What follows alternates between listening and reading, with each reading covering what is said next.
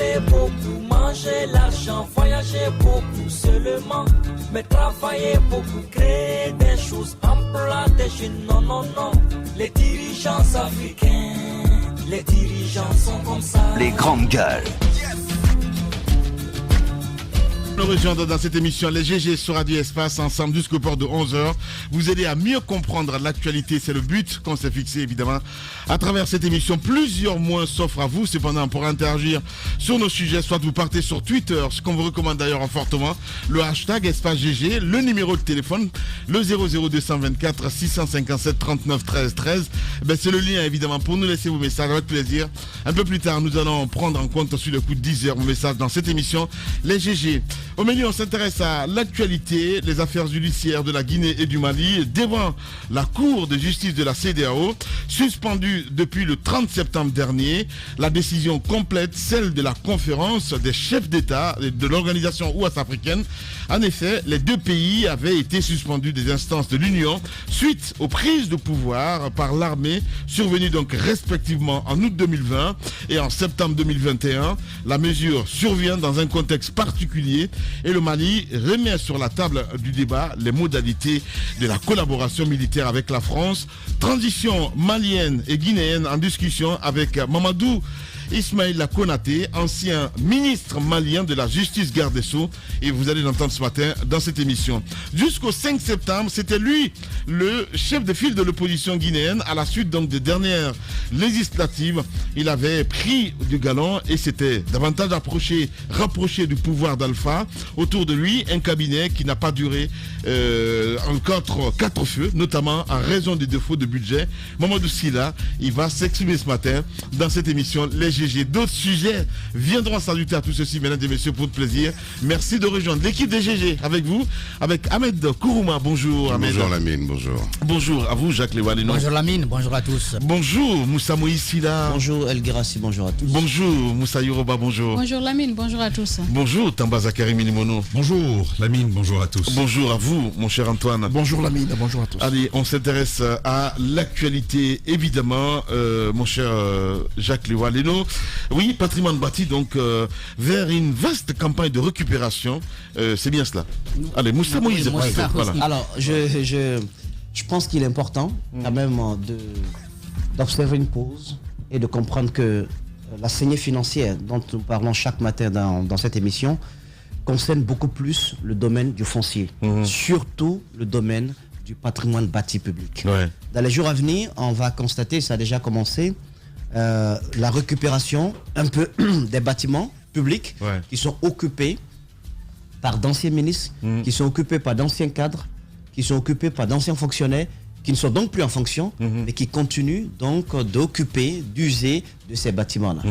Alors, il faut souligner que, par exemple, du côté de la cité qu'on appelle la cité ministérielle, vous avez des bâtiments appartenant donc à l'État, sur une superficie X bien donnée, dont la superficie a été morcelée.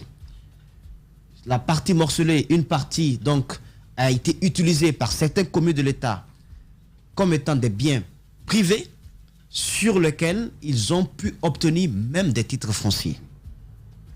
Parce que dans ce pays, on a comme l'impression qu'il n'y a pas de mémoire, alors que alors que des données existent. Non mais Lamine, c'est important. Alors qu'il y a des données, alors qu'il y a des données sur l'ensemble des biens appartenant à l'État. Alors donc vous morcelez cela.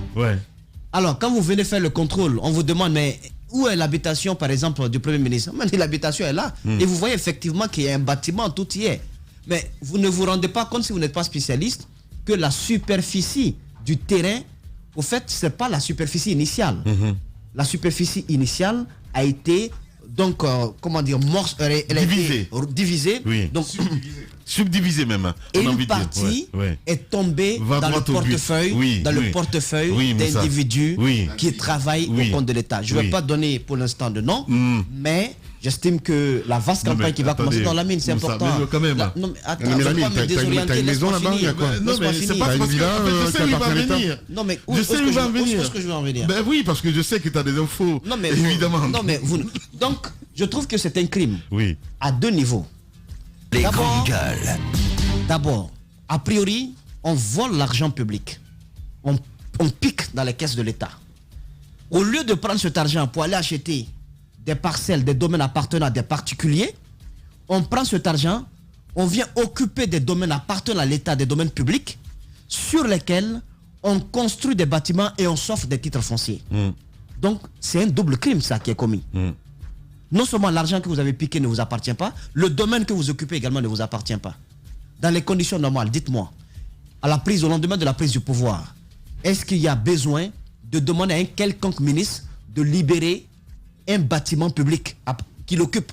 Parce que les bâtiments publics, les maisons... Tu fais référence en fait à ce qui s'est passé la semaine dernière. Hein, oui, mais c'est pas. Je sais qu'il y a d'autres qui vont suivre. Oui. Notamment au niveau de... Ismaël Diomaté qui a été expulsé. Notamment au niveau du ministère des... Il ne veut pas citer de nom. Oui, mais je sais que ça va suivre. Ce qui est sûr et certain, quand on prend le cas de Mohamed Diané, par exemple, l'ancien ministre de la Défense et tout ce qu'il y a autour, apparemment, ben non, mais Moussa, va droit au but. Oui, mais bien sûr, ce que je dis, dans les jours à venir, ça va suivre. Le ministère de la Défense, non, j'explique. Le ministère de la Défense, le ministre de la Défense occupe un bâtiment qui n'est pas un bâtiment particulier, c'est un bâtiment public. Il va falloir qu'il le libère dans les jours à venir. Et également, d'autres ministres également qui occupent ces bâtiments. Mais je vous dis, de façon logique, tous ces ministres auraient dû partir au lendemain de la prise du pouvoir. On a suspendu la Constitution, on a suspendu les institutions, parce que ces bâtiments vous ont été remis à cause de vos fonctions publiques. Pas de façon particulière, pas parce que vous vous appelez Mohamed Diané, pas parce que vous appelez, comment on appelle, Anton Kourouma, mais c'est parce que vous occupiez une responsabilité publique, raison pour laquelle l'État a cru devoir vous affecter donc un bâtiment public. Mais quand vous n'avez plus cette fonction, vous perdez ce bâtiment, vous devez le libérer dans les conditions normales. Donc, il ne faudrait pas que des agents viennent, comme ce fut le cas de l'ancien collaborateur d'Alpha Condé, qui a été l'ancien ministre de l'élevage, comment il s'appelle déjà, Tal. Tal, vous savez, les conditions dans lesquelles il a été mis, exactement, il a été mis dehors. Donc il faudrait que normalement ces anciens ministres-là libèrent le plancher et qu'ils laissent le nouveau gouvernement qui va être installé bientôt, dont la liste sera dévoilée bientôt, qui laisse ces nouveaux ministres occuper des bâtiments publics. Et que l'enquête qui va être menée puisse déterminer les domaines qui appartiennent à l'État et qui ont été reconvertis pour devenir des domaines privés. Et que ces personnes-là puissent payer les dommages à l'État. Deuxième plan de mes propos. Je finis rapidement. Ce sont les bâtiments qui ont été construits avec l'argent public. On n'a pas besoin d'être un expert en audit. Sincèrement, c'est tangible. J'ai vu Tatakoro qui s'amusait à aller les filmer, mais il n'aura pas assez de batterie, assez de téléphone, assez de mémoire dans son appareil pour pouvoir stocker, tout ça. Mais je dis, un travail sérieux mené avec les anciens du patrimoine bâti public peut nous permettre de savoir où ces bâtiments ont été construits, à qui ces bâtiments appartiennent, même si il y a certains qui changent les noms et mettent les noms de certains membres de leur famille, mais avec un travail sérieux auprès de certains cabinets de notaires, on peut récupérer tous ces bâtiments-là. Nous manquons d'espace pour ouvrir des écoles. Nous manquons d'espace pour les hôpitaux publics. Nous manquons d'espace pour comme on appelle, les maisons des jeunes. Nous manquons d'espace pour des universités. Comment un seul individu peut avoir dans un même quartier des hectares et des hectares, il construit dessus des bâtiments à perte de vue. Je pense qu'il faut les récupérer, ne pas les casser, les convertir et les mettre dans le portefeuille, les reverser dans le portefeuille de l'État. Cette opération commando doit commencer et doit s'étaler sur l'ensemble du territoire national, surtout à Conakry ici, et dans le Grand Conakry. Parce que je vous dis, dans le domaine foncier, c'est vraiment une catastrophe. C'est une catastrophe. Même à l'intérieur du pays. Oui, exactement. Et le troisième pan, au-delà de cette récupération, le troisième pan, c'est au niveau du foncier. Il faut, à l'image de ce qui s'est passé au temps de Lansana Conté, il faut les états généraux sur le foncier. Le foncier, c'est 90% des affaires de la justice. Au niveau des cabinets de notaires, on ne parle que de cela. Parce que c'est un monde de magouille qui ne finit pas. Vous êtes propriétaire, vous avez un titre foncier, ça ne vaut plus rien dans ce pays. Un titre foncier, ça ne vaut plus rien. C'est l'un peut-être des rares pays où vous avez 2-3 titres fonciers sur une même parcelle. Les donations, les plans de masse, on n'en parle pas. Parce que ça ne compte pas. Mais si on ne régule pas ce secteur sur le foncier, mais ça va créer d'énormes problèmes plus tard. Je ne peux pas vous citer le nombre de crises cardiaques enregistrées à cause de ces problèmes domaniaux, parce que c'est énorme. Il faut que l'État régule ce secteur, qu'on puisse déterminer, par exemple, tout le process pour l'acquisition d'un domaine privé, qu'est-ce qui doit se passer, comment sécuriser les documents publics, qui est habilité à faire quoi, quel est le rôle du chef de quartier, du responsable coutumier, jusqu'au niveau de la conservation foncière. Si cela n'est pas fait, on va continuer d'enrichir beaucoup de victimes. On reçoit combien de cas ici? Des gens qui viennent avec des documents, on n'a pas fini, qui sont propriétaires mais qui sont lésés, qui sont rejetés, et la justice ne les regarde même pas, alors que ces personnes sont propriétaires. Vous avez aussi, comment on appelle, ces responsables qui vendent la parcelle à 1, 2, 3, 4 personnes. Et après, il n'y a pas de justice, il n'y a pas d'enquête là-dessus. Je pense que dans le domaine du foncier, il faut les états généraux, il faudrait que les responsabilités soient situées et qu'on puisse également, en fin de compte, et je finis par ça, déterminer, et ça passe par l'Assemblée nationale, déterminer un peu ce qui peut être fait sur le loyer.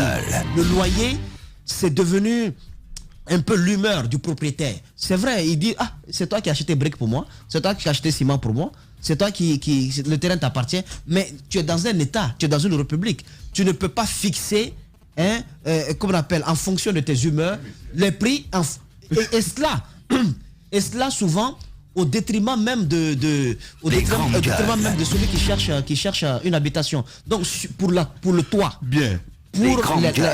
Pour les loyers, je finis la même. Pour les loyers, il faut une législation là-dessus. Il y a des concessionnaires qui exagèrent et qui sont hors contrôle. Bien. Qui sont hors contrôle, qui font absolument n'importe quoi. Oui, des propriétaires qui sont hors contrôle. Et ça, il y a longtemps qu'on en parle, il faut légiférer là-dessus. Voilà. Et tout cela, qu'est-ce qui amène ça? C'est parce qu'on n'a pas de logements sociaux. Bien. Lorsque vous voulez atterrir à l'aéroport d'Abidjan, regardez à gauche, à droite, regardez à gauche, regardez. Non, Lamine, regardez. Non, c'est à droite, c'est à droite. C'est bon là. Merci beaucoup. Parce que je me rappelle, c'est la position de l'avion. Merci beaucoup, Moussa. Regardez à droite, Lamine. Vous allez voir à perte de vue des logements sociaux. Regardez sa position, c'est incroyable. Non, c'est incroyable. Nous avons des domaines, on est incapable de construire des logements sociaux jusqu'à ce jour. Bien. C'est extraordinaire. Le message est passé, mon cher Moussa. Allez, Madame Yoro, voilà, je salue vraiment son professionnalisme ce matin parce que je sais qu'il a des noms, je sais qu'il a beaucoup d'infos là-dessus quand il parle de ce dossier-là, mais peut-être comme il n'a pas écouté les autres personnes et tout ça, donc oui, évidemment. On va dire c'est bien. Allez-y, madame. Allez-y, madame. C'est pas l'inspecteur, c'est l'inspecteur Colombo quand même, il ne peut pas se permettre. Sinon, il sait où ça peut le mener. Alors, ce que moi je... non, Sidi Suleiman Diaye quand même. Non, il n'est plus là. Allez-y, madame. Alors, Lamine, par rapport au foncier, je pense qu'il faut réellement se pencher là-dessus. Ouais. Moïse le dit, c'est au quotidien que nous avons des dossiers ici, des gens qui viennent... finalement, on leur dit, mais on n'est pas la justice. Nous ne pouvons rien faire. Ce que nous pouvons peut-être, c'est vous écouter, faire passer, mais ça n'aura aucune répercussion. Je pense qu'il faudrait qu'on se penche là-dessus, d'autant plus que l'ancien régime avait prévu d'en construire, surtout par rapport aux logements sociaux. Je ne sais pas ce qu'il en est réellement. Il y avait des domaines qui étaient prévus à cela. Je me rappelle notamment de l'espace qui est en face du stade de Nongo. C'était prévu pour cela, mais qu'est-ce qu'il en est réellement? Parce que j'apprends que des personnes sont parties s'installer. Des personnes qui étaient notamment aux manettes sont parties construire des habitations là-bas. Ils se sont répartis les parcelles qui se trouvent de ce côté. Il faut se pencher là-dessus, savoir ce qu'il en est réellement. Qui a récupéré ces domaines qui étaient censés être des domaines prévus pour des logements sociaux. Nous savons comment ça se passe dans ce pays et quand on se met à répertorier les bâtiments qui ont été construits par des gens qui sont au pouvoir, il y a une telle vitesse. Les gens s'enrichissent avec une telle arrogance que je pense que si on veut changer la donne, parce que on a vécu ce genre de pratique. Après chaque régime, on dit qu'il y aura des audits, notamment dans ce cadre-là, pour essayer de savoir qui a fait quoi. Mais si on ne fait pas la même chose, si on ne le fait pas cette fois-ci, ça veut dire qu'on ne peut pas s'attendre à un résultat différent. Ça veut dire que ceux qui sont là peuvent s'inspirer de ce qui s'est passé. Ils ont pris ce qu'ils ont voulu prendre, ils ont construit n'importe où. Nous avons des gens qui se permettent de faire des images, mais je pense que ça devrait se faire de façon plus professionnelle, avec le patrimoine bâti, parce que n'importe qui ne peut pas prendre un téléphone aussi, il faut le dire, aller filmer n'importe quel bâtiment au point de mettre la vie de certains citoyens en danger, des citoyens qui ont leur domaine, qui n'ont rien à voir avec les constructions de ces personnes qui étaient dans le gouvernement. Il faut faire très attention. Oui, de simple citoyens, d'accord. Faut pas régler mais des comptes. d'anciens ministres qui ont de gigantesques châteaux, Justement. il faut filmer ça. Il faut filmer C'est ça, important. bien sûr. Il faut le filmer. Mais il y a des gens qui sont en train de faire de l'amalgame. Allez filmer des bâtiments, ne faites pas d'amalgame. Laissons à la justice de faire son travail. C'est vrai que si vous avez des informations, partagez-les. Ouais. Mais ne mettez pas des gens en danger qui n'ont rien à voir dans le populisme. Voilà, dans le populisme, dans le règlement de comptes. Ouais. Vous en voulez à des personnes, vous voulez régler des comptes alors qu'ils n'ont rien à voir avec ce qui se passe. Faisons très attention. Bien, merci beaucoup, Moussa. Allez-y. Par exemple, la mine, la Villa Sili, qui se trouve à la Bellevue, depuis 1994. Non, la mine, laissez-moi parler, je finis rapidement. Depuis 1994, il y a un décret là-dessus qui a été pris par le général Lansana Conté pour restituer à la famille d'Ahmed Sékou Touré. C'est une énorme injustice, ça. Pour restituer à la famille d'Ahmed Sékou Touré la Villa Sili, parce que c'est son bien, ça appartient à la famille. Et même, il a été demandé que du coup d'État, de la prise de pouvoir par l'Amérique en 1984 jusqu'à date, que tous ceux qui ont occupé l'endroit, la zone, tous ceux qui l'ont utilisé, qui l'ont exploité, parce qu'ils mettent souvent en location, que ces personnes-là reversent les dividendes à la famille de feu Ahmed Sékou Touré. Allez-y savoir si ça a été fait. J'espère que... Non, c'est pas fait. J'espère que... J'ai vu les documents, évidemment. Voilà, j'espère que le parrain O+, et ses hommes vont donner à César ce qui appartient à César. Merci beaucoup, Moussa. Ben voilà. Bon Dieu, qu'est-ce qui se passe là ce matin? Allez-y, mon cher Tamba. C'est pas possible. Allez-y. Bon, moi je pense que c'est une bonne démarche. Commencer par récupérer. Tout ce qui appartient à l'État, il faut le récupérer. Nous n'avons pas de lieu de jeu, pas de lieu de loisirs. Vous voulez construire quelque chose, c'est compliqué, même pour les municipalités. C'est devenu vraiment compliqué pour avoir une aire de jeu, comme pour faire du sport. Pour faire du sport, on n'a pas... Vous avez vu, quand vous êtes sur une des bretelles dakaroises sur l'Atlantique, vous avez vu tout aligné là. Il y a une très très belle aire de jeu qui est prolongée. Les gens peuvent venir s'y asseoir, faire du sport. C'est bien beau et ça profite à la municipalité. Ça, ce sont des choses qui auraient dû être faites. Et dans notre contexte, il faut récupérer. Récupérer où? C'est connu. Je me rappelle encore de Cheikh Afan, je me rappelle de tous les autres qui sont venus. Vous avez vos papiers en main, on dit non, ton terrain là, on t'a mal vendu. Il faut le rendre. Il y avait des groupements comme ça qui s'organisaient en basse-côte pour tomber sur des gens, récupérer leurs terres. Et ça se faisait, il y avait des plaintes qui ne prospéraient pas. Ça ne prospérait pas parce que ça faisait les affaires, ça semait la division et la division faisait les affaires du pouvoir en place. Il y a donc ces groupes-là. D'ailleurs, le professeur Alpha Condé, hier, on en parlait en off, ça nous faisait vraiment... enfin, c'était grave, mais enfin, on en a ri. Alors, le vieux qui était là, hier, sans loi, sur un de ces domaines de près de 300 hectares, d'après les informations qu'il nous a données, depuis plusieurs années, il y a ces plantations, il l'exploite, et puis un coup, on dirait, son domaine là, il y a du diamant là-bas. Allez creuser. Et ils ont tout mis sans dessous, ils ont tout détruit, parce que tout simplement, il était fiché opposant. Et donc, d'un coup de baguette magique comme ça, le pouvoir a compris qu'il y avait du diamant sous cette terre et il fallait aller exploiter. Finalement, qu'en est-il? C'est une question qui reste bien posée. Donc, il faut récupérer. Et récupérer, ce n'est pas que sur les petits. Ce n'est pas que sur les ministres actuels. Moi, j'ai eu un problème depuis toujours avec les ministres, les anciens ministres qui vous disent « J'ai acquis mon domaine, j'ai acquis mon habitation en bonne et due forme. Je n'ai jamais compris ça. Je ne trouve pas ça politiquement correct. De dire que j'ai acquis un domaine, j'ai acquis une habitation de manière normale. C'est-à-dire que je suis aux affaires, je suis par exemple ministre de l'économie et des finances, je suis ministre des travaux publics, je suis premier ministre, et puis on met en vente un bien de l'État. Déjà, pour quelle raison on met en vente? Donc on le met en vente, et puis comme par hasard, de tous les Guinéens que nous sommes, c'est toi qui as eu les moyens. Il n'y a pas eu de vente aux enchères, rien même du s'il tout. y avait une vente aux enchères, pourquoi c'est sur toi que ça tombe? Ça c'est notre question, mon cher Thomas. Bah oui, je comprends très bien. Tu es dans le système. Pourquoi est-ce que c'est toi qui acquiers ce bien-là? Moi, je dis encore. Il n'y a pas que des anciens ministres, mon cher ami. Non, je le dis, je l'ai dit plusieurs fois, je le répète encore. Moi, j'ai un problème avec ça. Je parle notamment de Selou Dalen Diallo, je parle de Sidia Touré. Et de quiconque aurait acquis ce type de bien de cette façon-là, Pourquoi est-ce que le commerçant de Madina ne peut pas? Pourquoi c'est pas lui qui a eu? Et c'est pendant que vous êtes aux affaires que ça a été mis en vente. C'était quoi l'urgence pour qu'on mette ça en vente? Aujourd'hui, on se retrouve dans une situation où on veut un tel domaine, on veut le tel, ça ne se trouve pas. À mon avis, la bonne démarche aurait été pour préserver cette intégrité au sein de l'administration, pour éviter toute cette sorte de...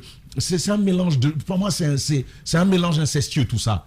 On ne peut pas mettre en vente et devenir soi-même l'acheteur. Ça, c'est donc un principe. À mon avis, il faut tout récupérer. Mais il ne faut pas s'arrêter là. Il faut récupérer les grandes gueules et le répertorier. Ouais.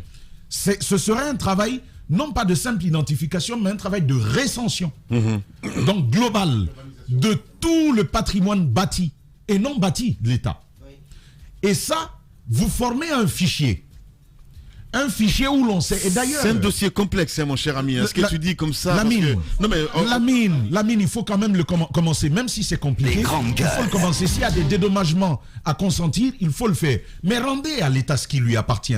Ça, c'est une chose à faire. Et je vous dis, la mine, quand c'est récupéré, après un véritable travail de recension, on peut mettre des gens, on a des topographes, on a des urbanistes qu'on mobilise sur tout le territoire guinéen. Ils sont déployés, ils vont partout avec des fiches de recension. On dit sur le papier, tel domaine a appartenu à l'État. On va le trouver. Qui est là-bas? C'est un tel bon, quitte. On va prendre tes informations et puis on voit comment tu as acquis. Et ça revient dans le portefeuille de l'État. Ensuite, on crée un fichier. Un fichier du patrimoine bâti et non bâti de l'État. Et je vais aller plus loin. Moi, je ne trouve pas d'opposition particulière, à moins qu'on me dise que ça puisse porter préjudice à la sécurité de l'État. Mais il faut rendre public ce fichier-là. Qu'il puisse être consultable, par exemple, sur une plateforme électronique entretenue où on saurait tel domaine est à l'État. Tu veux aller payer un domaine un jour, il suffit d'aller voir là. Ce domaine, il ne faut pas y toucher, c'est à l'État. La mine, c'est une des choses à faire. Non, j'ai pas fini. Il y a des choses à dire là-dessus ce matin, j'avais même noté quelques-unes. Donc, répertorier, c'est quoi? Non, ça va, vas-y. Bon, d'accord. Libère-toi. Donc, répertorier, constituer ce fichier. Les grandes gueules. Constituer ce fichier et le diffuser. Ça, c'est une chose. Maintenant, la mine, il y a une chose quand même qui peut nous aider. Ça, c'est dans la perspective des états généraux dont parlait Moussa Moïse. Il y a une des choses qui peut nous aider. Vous savez, on a certes le ministère de la Ville, le ministère de l'Habitat, je ne sais pas c'est quoi la nomenclature, le nom qu'on lui donne cette fois-ci, urbanisme et habitat. Il faut quand même savoir que le foncier, l'urbanisme et l'habitat sont aussi versés au nombre des prérogatives des collectivités aujourd'hui. Ça, c'est important à savoir. Pour cesser tout le désordre qu'il y a autour, je pense qu'il faut rendre aux collectivités leurs prérogatives. C'est de cette façon que la participation à la gouvernance démocratique va mieux s'asseoir. C'est de cette façon qu'on va pouvoir territorialiser les politiques publiques, cette volonté politique traduite dans des programmes, dans des politiques, dans des programmes et dans des projets. De cette façon, on aura plus d'efficacité sur le terrain parce que c'est aussi une des prérogatives de la décentralisation. Que l'on puisse dire l'État est trop lourd, il arrive difficilement au plus fin des coins de l'État, et donc qu'il puisse être représenté par des collectivités, par donc une autorité proche et locale. Et dans cette démarche-là, on peut permettre justement de régler ce type de problème. Mais comment dissocier justement? Parce que tu parlais tout à l'heure des personnes qui étaient aux affaires et que du jour au lendemain, elles se disent, mais non, comme par magie, je suis le plus béni des Guinéens, j'ai acheté ou je l'ai acquis, comme tu le disais tantôt, avec la bonne forme. En fait, ce que tu disais tout à l'heure. Oui, en fait, la mine. En bonne et due forme. La mine, en bonne et due forme, c'est facile. C'est facile, hein. Tout le monde peut. Il suffit d'un bon notaire, c'est fini. En bonne et due forme. Bon, c'est pourquoi je pose la question. Et puis le sort du patrimoine de l'État, on dit c'est sorti du portefeuille de l'État pour un particulier. Non mais tu comprends pas pourquoi je pose la question en fait. Oui. Quand on se resserre un petit peu à notre charte, cette charte de la junte et tout ça, on dit tous qui vont participer à la transition ne vont pas se présenter aux élections. Tu vois ce que je veux dire? Je parle un petit peu de ces parafeux là en fait. Comment faire aujourd'hui, toi tu connais bien le domaine, pour que on ne puisse pas être tenté demain, toi t'en bats tes ministres, tu te dis mais non, c'est un endroit, après ma fonction peut-être, je peux racheter. Comment faire aujourd'hui pour éviter cela? Vous voyez déjà, on ne sort pas des choses comme ça du domaine de l'État. on ne le sort pas comme ça. Et c'est pourquoi je posais la question, quelle était l'urgence? Pourquoi est-ce qu'on le sortait? Donc, la mine, vous voyez bien, il y a des textes Il suffit simplement de les appliquer. Il suffit de les appliquer. Et il faut commencer par poser des actes qui montrent cette fermeté, cette volonté de s'en tenir au texte. Bien. Encore une fois. Et c'est cela, c'est de cela qu'il s'agit. C'est bien. Et il faut encourager le CNRD à y aller. Tout ce qui est à l'État n'a qu'à revenir à l'État. Si tu as des moyens, va acheter ce qui n'est pas à l'État et laisse à l'État ce qui lui appartient. Sinon, c'est dans ça on se retrouve. On ne peut pas faire de sport, on ne peut pas courir ici, on peut même quand tu veux faire un peu de romantisme, c'est difficile d'être romantique. C'est difficile d'être romantique en Guinée à côté. Antoine, tu voulais être romantique dernièrement. Lamine, tu sais ce qu'il a fait? Non. Il est allé jouer au baby-foot. À Prima Center. Avec son épouse. Bon, vous voyez. Merci beaucoup, Tamba. Bon, ça va? Oui, bon, là, je suis bien. Après avoir parlé d'Antoine, merci beaucoup. Je suis content. Bien. Je sais que nous écoute ou nous regarde en ce moment, il saura de quoi je parle. Il a soulevé un problème. La villa de Sili. Oui. Mais c'est grave. Bien sûr que c'est grave. Ça s'avère vrai. Hein? Bien sûr que c'est grave. Mais c'est la vérité. C'est-à-dire que il faut plus s'étonner. Non, mais Moussa quand même, quoi. Non, mais Moussa a raison. Non, mais c'est terrible. Vous avez vu le décret? Il a raison, mais il faut plus s'étonner. Dans un pays où les dirigeants, les élites ont eu l'habitude de confondre leurs propres poches avec les caisses de l'État, dans un pays où on ne fait pas le distinguo entre ce qui appartient au domaine public et ce qui appartient à l'État, et dans un pays où l'enrichissement illicite est devenu un sport national, il ne faut pas s'étonner. On parle aujourd'hui du patrimoine bâti, mais il n'y a pas plus corrompu que les gens qui sont au patrimoine bâti. Ces gens-là ont bradé, je dis bien bradé, toute la corniche sud de la Guinée. Moi, mais c'est hallucinant. Ils ont privatisé, entre les Chinois, les Libanais, ils ont privatisé l'ensemble des plages de Conakry. Comme le dit Tamba, tu ne peux pas faire de sport en Guinée puisque c'est devenu des domaines privés. Tu ne peux pas avoir accès à la mer puisque c'est devenu un domaine privé. Tu ne peux pas, tu regardes nos enfants le dimanche, le samedi, en dehors du jardin du 2 octobre. Heureusement, ils n'y ont pas encore tous. Il n'y a pas de lieu de loisirs à Conakry. Il n'y a aucun parc parce que tout a été privatisé, vendu, bradé par le patrimoine bâti. C'est la réalité. C'est-à-dire que hier on parlait de ceux qui étaient corrompus avec le dossier de Moussa. Mais c'est partout dans tous les domaines de ce pays. Non, tous les corps de ce pays, ce qu'on appelle les corps intermédiaires et les institutions ont vendu. J'ai bien aimé l'intervention de Tamba parce qu'en même temps, il posait les problématiques, il avait des solutions. La solution, elle est simple. Oui. Il y a des gens compétents, il y a des géologues, des urbanistes dans ce pays qui sont compétents. Il faut remonter à une certaine date. Il y a un la Guinée est française, mon cher ami. Oui, mais il y a toutes les archives sont là. Il y a un fichier. On a les archives. Pas du tout. Écoute-moi. Il y a un fichier, on a des archives. Il faut remonter aux années 70. Il faut dégager jusqu'à Nantes. Mais où tu veux. Mais nous dégager tous ces dégager tous ces corrompus là qui ont privatisé entre les Chinois, les Libanais, les Guinéens là, tous ceux qui ont privatisé la corniche, il faut les dégager. Donc comment on peut être dans un pays où il n'y a pas de parc public, où tu ne peux pas avoir accès. Le Conakry est entouré de la mer, on n'a pas accès à la mer. C'est quand même incroyable, au profit de gens qui s'arrogent le droit, en plus de nous construire des HLM. Mais va sur la corniche, c'est même pas, avec la vue qu'on a, le plan de mer qu'on a, si tu regardes les bâtiments que ces gens-là nous ont construits, c'est digne des HLM de Saint-Denis à Paris. C'est insupportable. Et tout ça avec la complicité, parce qu'il faut le dire, des fils et des filles de ce pays, c'est-à-dire du patrimoine bâti qui a vendu nos terres. C'est insupportable. Il faut faire le grand ménage. C'est le moment. Aujourd'hui, on a la possibilité de remettre les compteurs à zéro. Il faut siffler la fin de la récréation et faire comprendre à ces gens-là que même si c'est 30, 40 ans, au bout d'un moment, le peuple va leur tomber dessus. Ce n'est plus possible. Ce n'est plus possible. Bien. Allez, Ahmed Kourouma, allez-y, mon cher Jacques. Oui, et il faut bien dire que ce qui a été perçu ces derniers temps puise ses origines dans ce qui a été fait sous Conté, parce que c'est à cette époque qu'on a commencé à brader un peu le patrimoine de l'État. Tamba parlait tout à l'heure de ces deux anciens premiers ministres qui ont acquis, comme ils le disent, ces domaines et qu'ils occupent.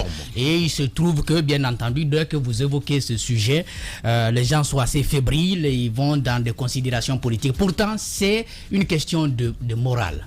Si vous avez été Premier ministre, ça veut dire qu'il suffit d'appeler un directeur du patrimoine pour lui dire « Trouvez-moi ce domaine, trouvez-moi des papiers pour que cette maison que j'occupe me revienne, que cela soit ». Et les autres Guinéens qui ne sont pas moins bénis que vous ne peuvent pas avoir cette possibilité. Ça fait que d'injustice en injustice, on a continué à fonctionner comme ça. Vous avez pu remarquer au temps d'Alpha Condé le manque de responsabilité de l'État lorsque deux anciens ministres de l'éducation devraient s'alterner. C'était Kaokare et Maurice Sangaré. L'un à qui on a trouvé un logement ici à Matoto, un logement privé, parce qu'il n'y avait pas de place à la cité ministérielle, restait redevable au propriétaire, n'est-ce pas, de cette maison.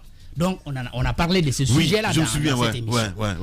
Au même moment, Maurice Sangaré, qui venait de l'intérieur du pays, et pour occuper son poste à Conakry ici, je crois que c'est Antoine qui l'avait appelé pour une interview, il dit « Je cherche d'abord à me loger » avant de répondre, n'est-ce pas, à une interview. Vous vous rendez compte combien de fois l'État a été irresponsable? Vous avez des ministres, il y a un, vous êtes obligé d'aller voir un particulier pour le loger, et il y a un qui vient de l'intérieur du pays, il est en train, il doit faire des mains et pieds pour trouver, n'est-ce pas, un logement ici à Conakry avant de prendre fonction. Je pense que ça a été une grande irresponsabilité. Et ça ne se limite pas seulement au niveau des logements des ministres. Ça se poursuit jusqu'au niveau des départements ministériels. Le ministère de l'enseignement supérieur de notre pays, c'est dans un bâtiment privé. Et l'argent qu'on est en train de payer aux propriétaires de ces bâtiments peut aider, n'est-ce pas, à construire des départements dignes de nom. La même chose pour le ministère de la Culture et des Sports. Parce qu'au fait, le ministère de la Culture et des Sports a été longtemps abandonné sous le pont du 8 novembre. Durant des années, c'était là. C'était comme une porcherie. Quand vous étiez de passage, vous trouvez, c'est tout à fait en bas. C'est là se trouvait le ministère de la Culture et des Sports. La culture après, bon. Les grandes gueules. Le sport était toujours en logement là-bas. Et la culture continue à souffrir. Moi, j'étais là-bas, j'ai vu des toiles d'araignée partout.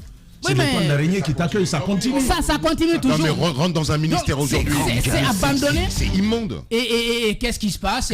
C'est là-bas finalement, on a amené quelle institution? L'institution qui est chargée de promouvoir les droits de l'homme dans notre pays. C'est abandonné sous le pont du 8 novembre là-bas. C'est-à-dire on enlève le ministère de la Culture, on amène les personnes qui doivent s'occuper des droits de l'homme là-bas.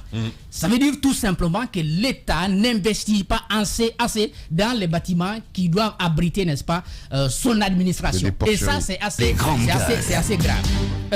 Tamba et Moïse ont parlé de répertorier. Moi, je pense qu'il faut s'inscrire dans cette dynamique. Il faut répertorier.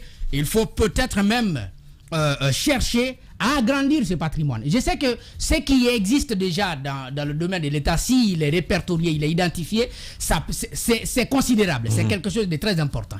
Mais il y a aussi des bâtiments qu'on peut avoir, des personnes qui se sont enrichies illicitement, en un laps de temps, qui se sont donné le loisir de construire des immeubles ici à Conakry, des maisons qu'ils ne méritent pas parce que leur salaire ne leur permet pas de les obtenir. Il faut tout simplement leur retirer ces bâtiments-là, les reverser sur le patrimoine de l'État. Il faudrait, comme je l'ai dit hier, que ceux qui doivent faire ce travail nous déclarent leurs biens. J'insiste là-dessus. Parce que si vous n'avez pas déclaré vos biens, vous allez réclamer un bien à quelqu'un d'autre, vous n'êtes pas crédible. Pour qu'il soit crédible, le CNRD, ceux qui doivent gérer ce pays pendant cette transition, doivent nous dire ce qu'ils ont.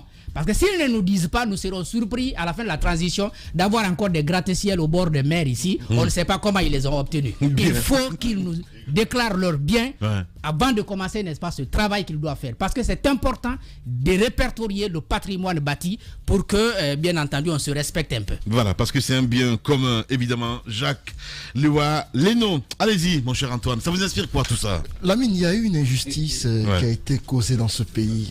Une injustice... Les grandes gueules. Rappelez-vous de ce directeur, je crois au niveau du ministère de l'Environnement, qui a été limogé ou suspendu parce qu'il a osé dire les choses telles qu'elles sont. Oui. Un directeur qui, dans un bas-fond ici à Imbaya, effectivement, c'était sur Espace TV. Un reportage. Effectivement. On a fait passer le reportage dans les grandes gueules où le directeur en question, avant l'émission, quand il a senti qu'il allait avoir des problèmes. Il nous a appelé pour ne pas qu'on diffuse le reportage. On lui a dit que c'était pas possible, c'était déjà programmé. Quand l'élément est passé, Oye Guilavogui, qui est ministre de l'Environnement, parce que le monsieur a dit que sur ce domaine-là, des ministres ont construit, des cadres de l'État ont construit sur les grandes gueules. Ce qui n'est pas normal. Le lendemain, on l'a suspendu. On l'a relevé de ses fonctions parce qu'il a osé dire la vérité. Donc, comprenez que dans ce pays, sous l'ère Alpha Condé, mais c'était fait à dessein, c'était fait exprès. On ne voulait pas que les choses changent. Ibrahima Kouroumassion doit faire son bilan pour son passage à la tête du ministère de l'Urbanisme. J'ai l'impression qu'Alpha Condé l'a utilisé pour faire du mal aux gens, afin qu'on dise que c'est lui qui est le démon. Madame Yoro l'a toujours rappelé. Il y a des comptes à régler. Je me souviens. On est passé par lui. Elle l'a toujours dit. Ce qui s'est passé dans ce pays. On a l'impression qu'il y a eu un tsunami qui est passé à Conakry et à l'intérieur du pays. On a décidé un beau jour de tout détruire, sans aucun plan en vue. On aurait pu au moins faire en sorte qu'il y ait des maquettes par rapport à des endroits. On pourrait commencer par Kaloum en disant, on déguerpit Kaloum, voici notre maquette, voici le plan que nous prévoyons pour aménager Kaloum après destruction. Bon, on a commencé à détruire de Kaloum jusqu'à Dubreka sans aucun plan.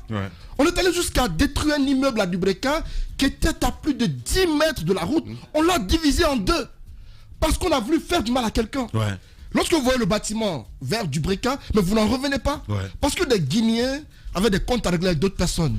Des maisons qui étaient à des dizaines de mètres de la route, on est allé les détruire parce qu'on ne voulait pas ces personnes à qui appartenaient ces maisons-là. Mais c'est devenu quoi aujourd'hui? Rien du tout. On n'a rien fait pour aménager les lieux.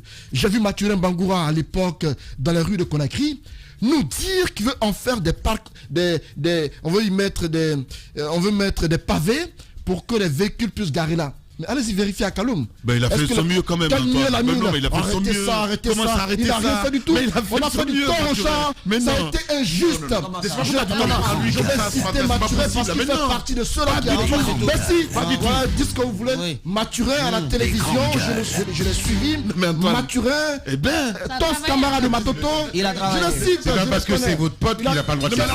Qu'est-ce qu'il a fait? Tu me connais, c'est quoi? C'est quoi cette histoire? Cite-moi juste.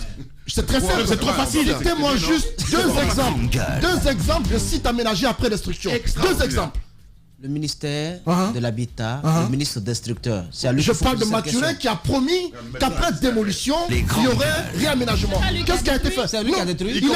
Il a dit qu'on allait y mettre des jardins botaniques, des jardins publics. Non, mais si, on nous a promis,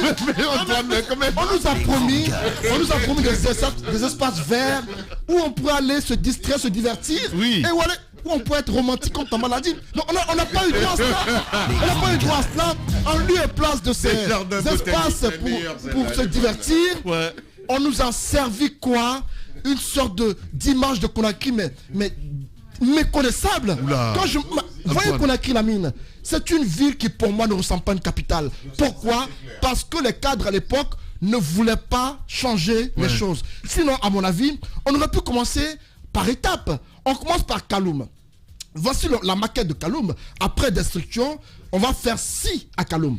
Ceux de Matoto allaient se préparer à subir à être déguerpis, parce qu'à Kaloum, il y a eu une sorte d'acte posé, il y a eu un exemple qui a été fait. Mais on n'a rien fait de tout cela. On détruit Kaloum, on va à zéro que l'on détruit, sans aucune stratégie. C'est l'État. C'était un pilotage. Il ne faut pas personnaliser le débat, mon cher Antoine. Mais non, mais quand tu parles Mathurin a été gouverneur de Conakry. Je ne le cite pas en tant que Mathurin, lui. Je ne parle pas du président du CIK, je parle de Mathurin, gouverneur. Mathurin qui à l'époque nous a promis des choses qu'il n'a rien fait du tout. Comme je l'ai toujours dit ici, il a été détourné de sa mission parce que moi je comptais sur lui, Mathurin. C'est un cadre pour qui j'ai de l'admiration. Quand il est venu au départ, il a posé des actes. Il a aménagé le carrefour. Il a mis de la lumière à nos carrefours pendant les fins d'année. Mais ça s'est arrêté à un moment donné. Mais si, des guirlandes, on nous a servi des lumières à Bambéton, à Amdala et tout cela. On nous a servi des choses assez intéressantes au départ. Mais au bout d'un temps, ça s'est arrêté. Mathurin a fini par être détourné de sa mission. Vous voyez qu'on a créé aujourd'hui. Ça serait un dépotoir. À part les parcs auto qu'il a fait à Madina, qui rapportent de l'argent, 10 000 par véhicule lorsque vous garez là, à part ça, mais il n'y a rien. Eh bien, quelle toilette publique? Il n'y a aucune toilette publique. Voilà, le volcan Antoine en ébullition ce matin. Au GG de Radio Espace, vous laissez pas distraire. Le meilleur instrument pour mesurer la compétence, c'est le nombre d'attaques des incompétents. Les GG, sur les ondes depuis plus de 8 ans. Merci de votre confiance. Le matin également sur Espace TV, merci à vous qui nous rejoignez sur cette chaîne. Continuez à réagir. Les contacts s'affichent juste en bas de l'écran sous les coups de 10 heures, dans moins d'un quart d'heure. Évidemment, je me ferai plaisir de lire quelques messages. Je le disais tantôt à l'entame, les affaires judiciaires de la Guinée et du Mali, on essaie de comprendre ce matin devant la Cour de justice de la CEDEAO, suspendue donc depuis le 30 septembre dernier. La décision complète, celle de la conférence de chefs d'État et de l'organisation ouest-africaine. En effet, les deux pays avaient été suspendus des instances de l'Union suite aux prises du pouvoir par l'armée survenues respectivement en août 2020 et en septembre 2021. La mesure survient dans un contexte particulier où le Mali remet sur la table du débat les modalités donc de la collaboration militaire avec la France. Transition malienne et guinéenne en discussion avec Mamadou Ismaël Konaté. Il est ancien ministre malien de la justice, garde des Sceaux. Il sera avec nous dans ce studio ce matin. Jusqu'au 5 septembre, c'était lui le chef de file de l'opposition guinéenne.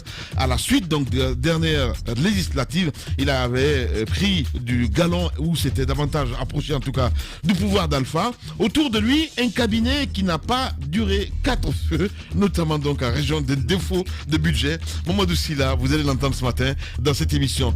On l'a annoncé hier, le PDG de BOMAF qui était censé intervenir, patatras, à la dernière minute, 1h du matin, on décommande.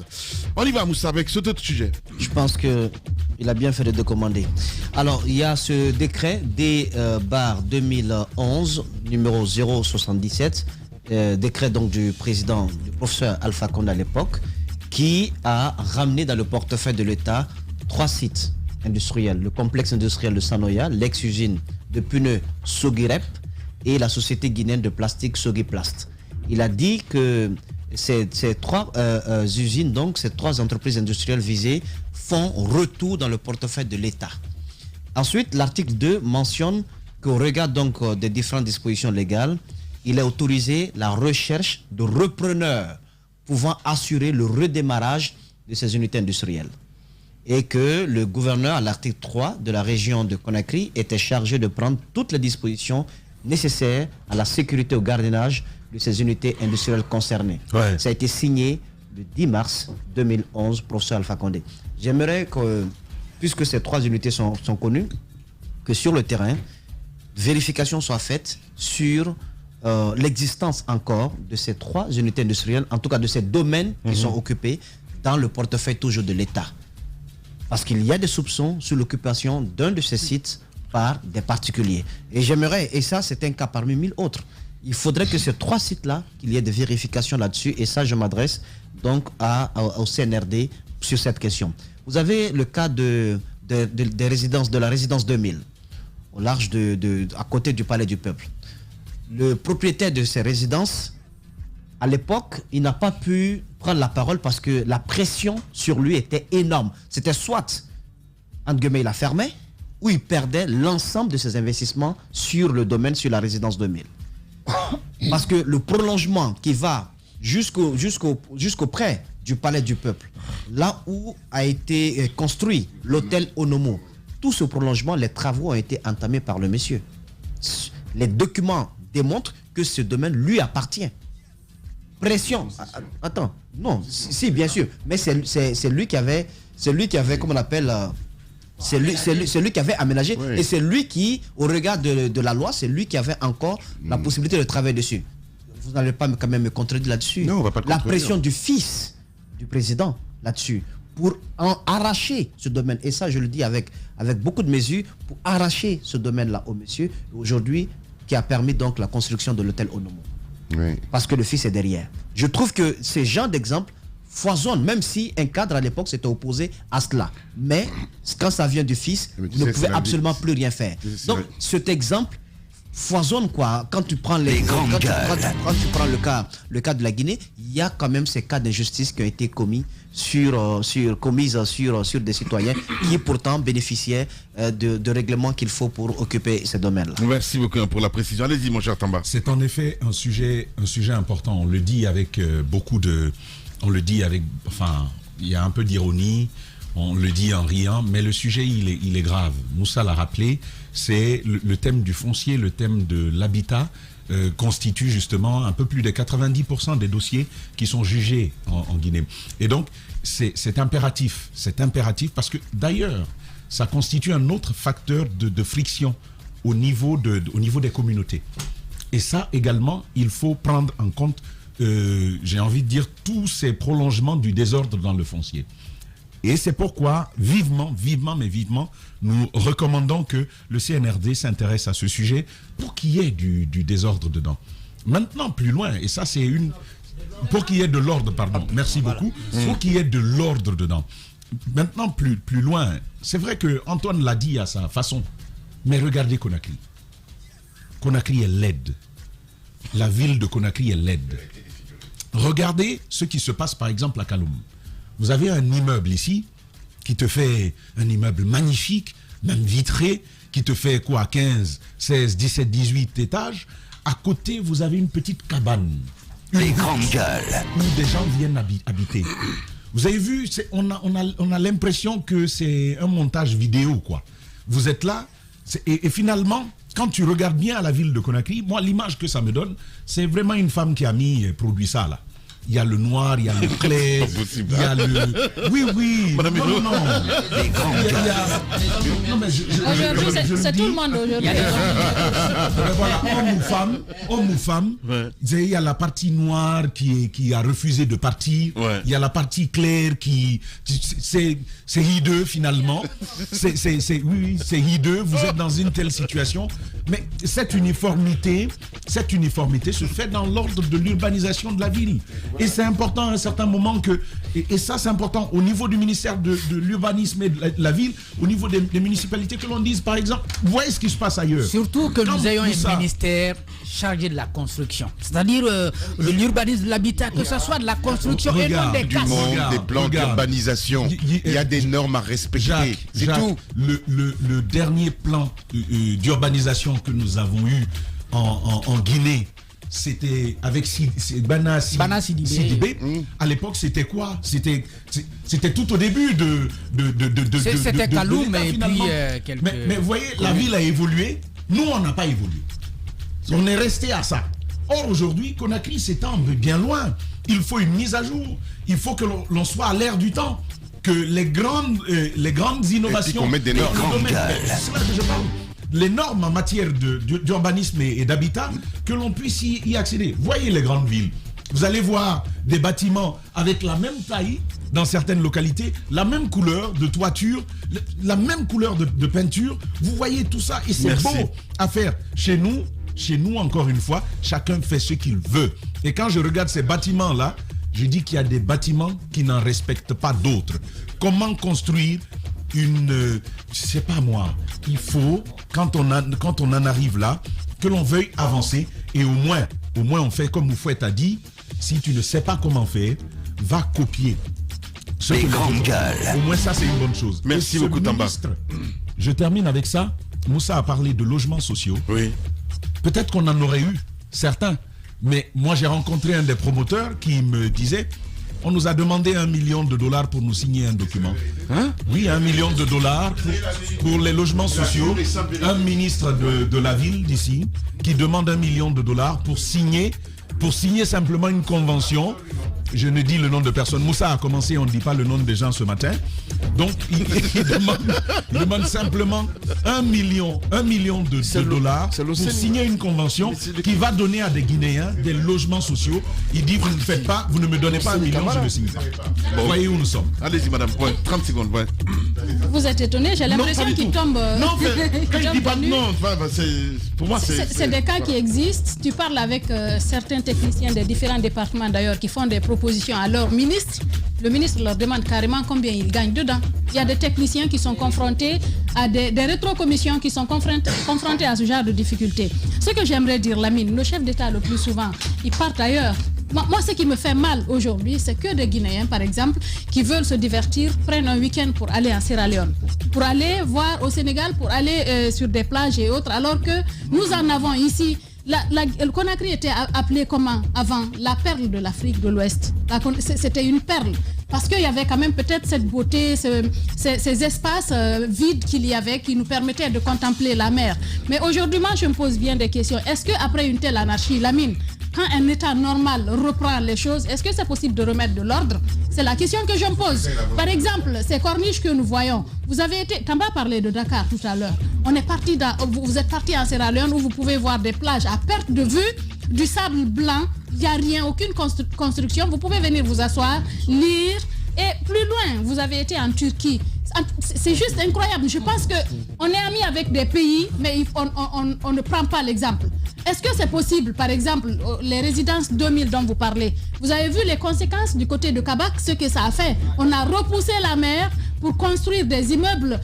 Est-ce que c'est possible de revenir à tout ça, que Conakry puisse respirer, même s'il faut faire en sorte que tout cela dégringole, qu'on récupère cet espace, qu'on puisse le construire ailleurs pour que la ville puisse respirer. Si on ne le fait pas, c'est que je ne sais pas quand est-ce qu'il y aura le changement. Merci beaucoup, Madame Iroualé. On va revenir à 10h avec vous. Continuez à réagir à 657 39 13 13. Le numéro de téléphone s'affiche juste en bas de l'écran. Mamadou Ismaïla Konaté, ancien ministre malien de la justice, garde des Sceaux, il est notre invité ce matin. Mamadou Silla aussi va s'exprimer chez nous. On revient à 10h. Les journalistes accoucheurs de vérités diverses, pertinents et rusés, sans langue de bois, cultivés, nécessaires pour des journalistes. Les grandes gueules, des personnalités acquises par le travail, ce qui leur donne poids et légitimité à interviewer tout le monde. L'épopée des grandes gueules ou le socle de la liberté d'expression en Guinée depuis plus de 10 ans.